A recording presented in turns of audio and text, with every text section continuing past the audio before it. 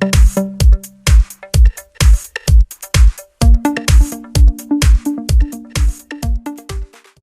I have Honor 8X, and let me show you how to insert here the Nano SIM and MicroSD card.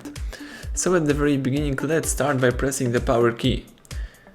Here you need to tap power off and touch power off to completely switch off your device. Right now you need to find the slot for your cards. The slot is located right here at the left edge of the device.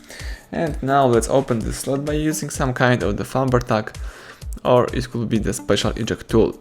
So all you need to do right now is just press it, and now you can remove the whole thing from your device. So let me do it. As you can see here, you can insert the MicroSD and Nano SIM card. As you may see, my device is switching on, but it doesn't matter in that case. Let's just insert the MicroSD. Here I have the MicroSD with the characteristic edge right here, and let's place it in that position. Alright, let's also insert the Nano SIM card. As you may notice here, you can use two Nano SIM cards, but in my case let me use just one.